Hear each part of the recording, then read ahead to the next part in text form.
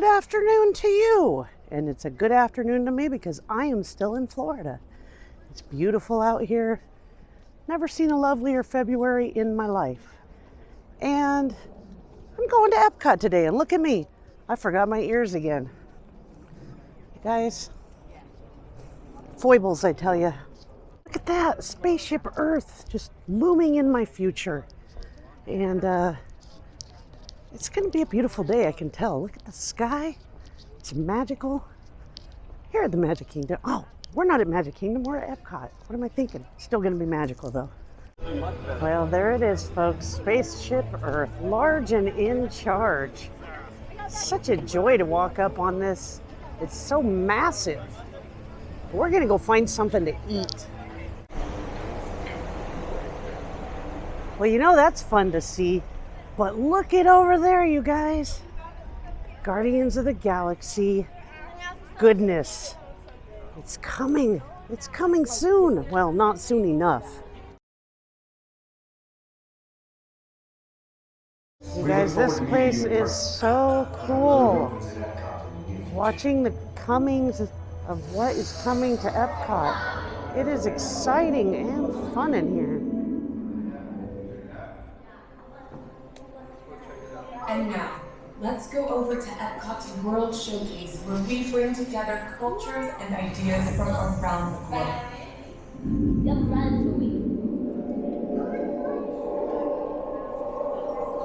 Some spectacular new films are coming. Let's take a peek at one of them. Wondrous Country. All right, folks, we are going to go into China, try to get something spicy to eat. I've been to China before, but never eaten in here, so I'm pretty excited about that idea. And I'm hoping for some spicy goodness. And China is a beautiful land. Guys, I forgot and started eating. I'm here at Nine Dragons in China in Epcot, and they can make almost everything gluten-free, they say. I'm sure there's some things that are harder, like dumplings and rangoon and stuff like that, or wontons. But this is the Happy Family. It's gluten-free. It's got beef, chicken, and shrimp. Obviously vegetables, white rice. The sauce is spicy and delicious, and it's really good so far. I definitely recommend stopping in at Nine Dragons.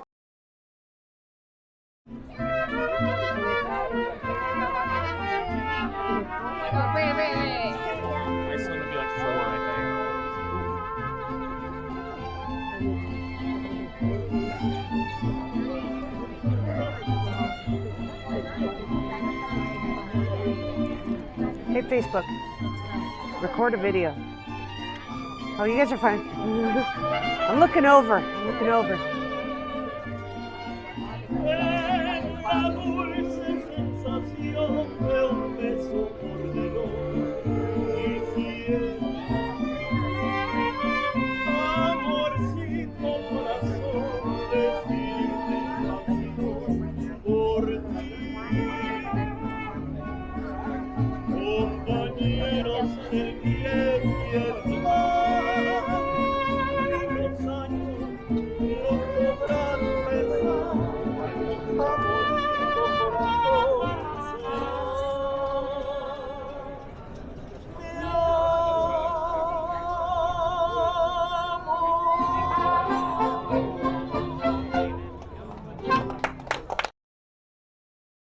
Well, those were the soothing sounds of my people. I love some mariachi music. And now I'm in Mexico. So I'm looking for a specific set of ears I've been looking for a while. We're going to just run around in here for a minute. Probably won't do a lot, but it's always fun to be in Mexico. Now these ears are cute, but they are not the ears I am looking for. The ears I'm looking for, ooh, I love this Three Caballeros shirt. The ears I'm looking for, I think, were a cocoa version, and I just don't think they're available anymore. I've seen them on, oh, goodness gracious, folks, I found them.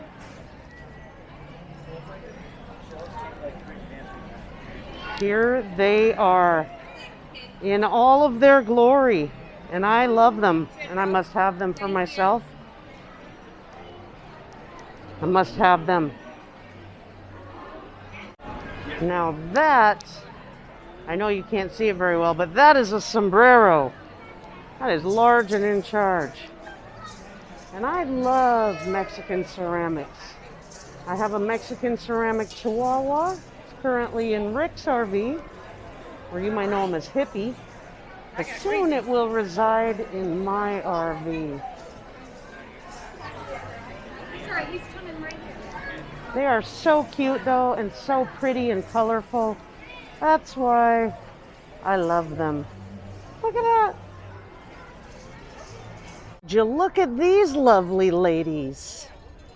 All dressed up with nowhere to go.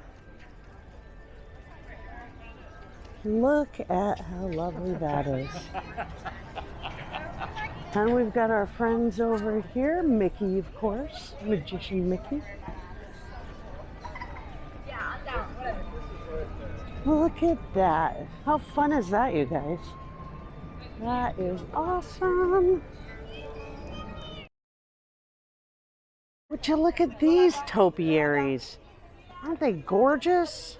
Oh my goodness, with the setting of the blue Orlando sky, Mickey and Minnie, Donald and Daisy, Huey, Dewey, and Louie.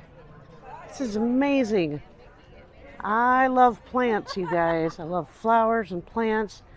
And boy, these are gorgeous. Even in the buttocks area. Well, as you know, the water feature is always a nice thing in a video, and that one is pretty spectacular. I like the way the rocks can be seen under the rippling waves. Very lovely. Fitting is this that there's a Figment topiary in front of Figment's ride. And I think we're going to go check it out. Pretty excited.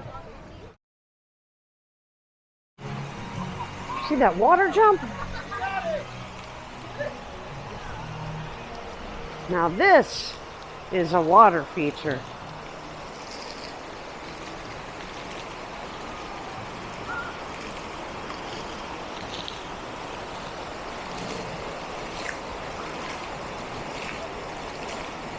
Very cool. And it's cool up here.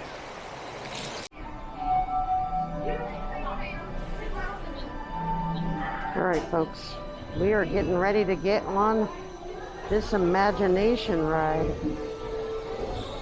First ride of the day. Welcome to our special drive-through open house. I'm Dr. Untitled Chapter, chairman of the Imagination Institute. Hello, on your tour you'll see how the 5 human senses can help capture your imagination. Oh, can I go too? Absolutely not. This is one of our discoveries, the figment of imagination. Yeah, I know all about the senses.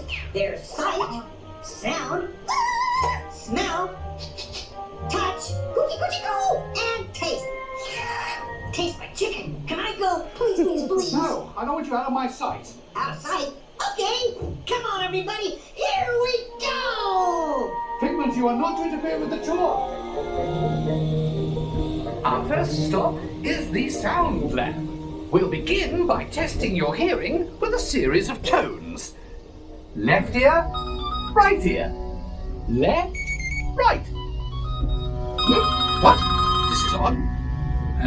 Hello? Hello. Who is this? It's Figment. Figment? I thought I told you not to interfere. But you've got it wrong, Doc. It's not about listening with your ears. It's about listening with your imagination. Now I've completely lost my train of thought. No, you haven't. It's over here! All aboard!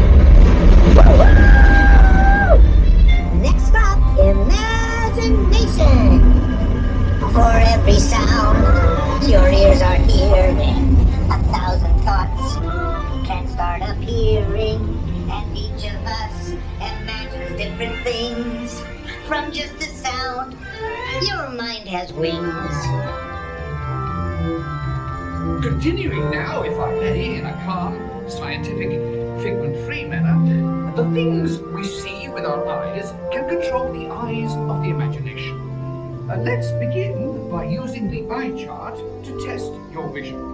Now, all together, if you would please read line 3 and hit. With F-I-G-N-E-N-T, you can see things differently.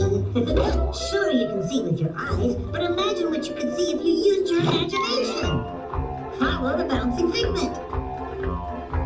One spark of light can light your fancy. Your mind sees more than what your eyes see. Your sense of sight can make your fancy fly.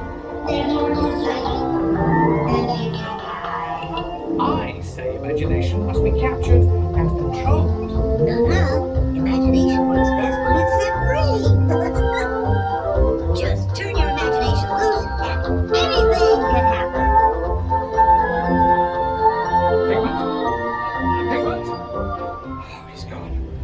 Our research shows that smells often trigger the imagination, especially when pleasant, familiar smells come into play. Come into play? I love to. Pigment, this is not a good time. It's always a good time to use your imagination, so let the good times roll. Whoa! You win 1 cent. Pigment, don't!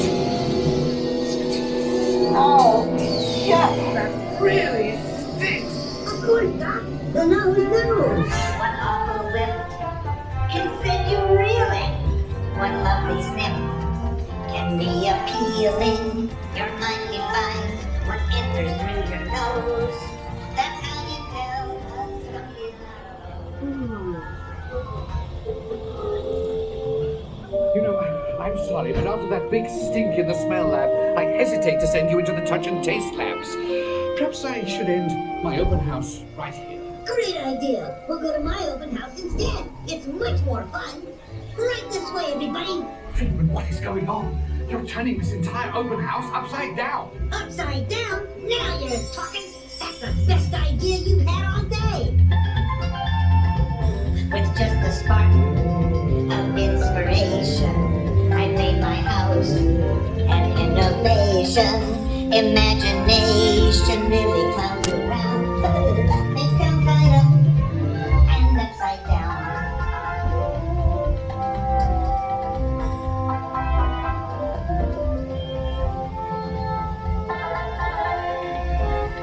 Now here's a real open house. Come on in. Terrific. Doc, it's exactly what I imagined. Imagination is the brain's open house. Oh, of course. Imagination is just turning your thinking upside down. Come on, Friedman. It's time to get back to the Institute. I know a shortcut.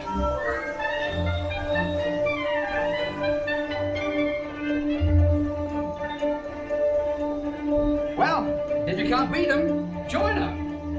We all have sparks. Imagination. That's how our minds create creations. We set them free and know what they can do. Those magic flags from me and you. You see, Doc, I knew you'd get it, because you got a wonderful imagination. I do? Oh, yes. Well, thank you, Friedman. And so, as you can plainly see, imagination works the best when it's set free. You said it, Doc. Imagination is a blast. Imagination, imagination. A dream can be a dream come true. With the river from me and you. Of inspiration is at the heart of all creation, right at the start of everything that's new.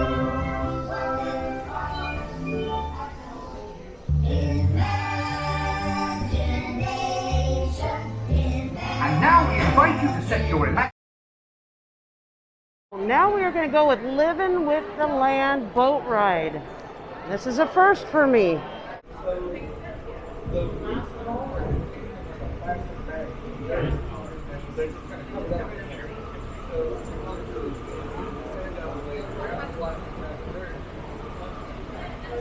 lovers rejoice.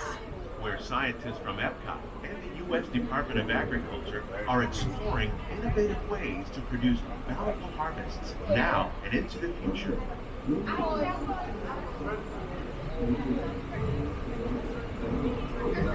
The tropics are home to the greatest diversity of plants on the planet. Many of these, like papaya, bananas, cacao, coffee, and rice, are well known around the world. These are just a few of the edible plants that have been an important source of nutrition for people living in the tropics. Many are rich in vitamins and minerals, while others are well adapted to growing in less than ideal conditions. Some, like the water lily, thrive in wet, swampy areas and waterways. All parts of this plant, even the flower petal, are edible. The starchy root of the plant has long been used to make flour for baking.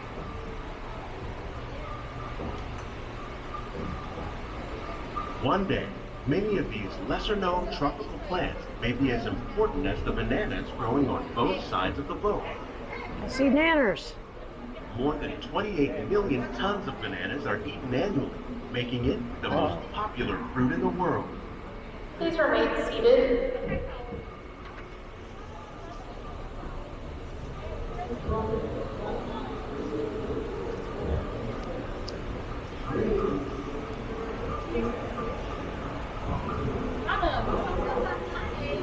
Don't think of fish, but fish farming or aquaculture accounts for nearly half of all the seafood consumed globally. Tilapia, bass, and catfish, like the ones you see here, are three of the more popular crops raised by fish farmers. The sustainable system we're using here recycles the water in the tanks. As a result, we're able to save millions of gallons each year. Our small fish farm produces nearly 5,000 pounds of fish each year to serve at restaurants around Walt Disney World. Innovations like this one can play an important role in our efforts to produce bountiful harvests and still protect natural resources. And look at the size of that shrimp, you guys. There are more than 50,000 edible plant species in the world. Most of us are only familiar with the handful that make up our everyday diet. The common grains growing here, wheat, maize, sorghum, and millet, plus rice, account for nearly 2/3 of our global food consumption. Learning how Reapers, to you increase guys. yields of these staples is an important goal of research around the world.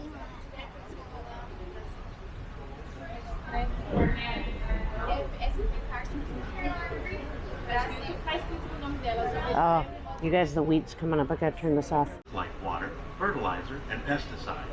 Another innovation at work here is our integrated pest management program. By populating our greenhouses with beneficial insects that prey on harmful pests, like aphids and flies, we are significantly reducing our reliance on conventional pesticides. We're growing these crops using our nutrient film system. This technique precisely controls and recycles water and nutrients. With it, we can produce over 27,000 heads of lettuce a year in this one small area. Look at that, they got a tomato tree. Look at all those yummy tomatoes. Look at how rad those things are. Some of our best ideas have been inspired by nature, like these fruit and vegetable trees. By growing these ground plants vertically, we can increase yields and better control diseases. These crops taste as good as they look. In fact, we serve more than 15 tons of produce from our greenhouses in restaurants here at the Land every year.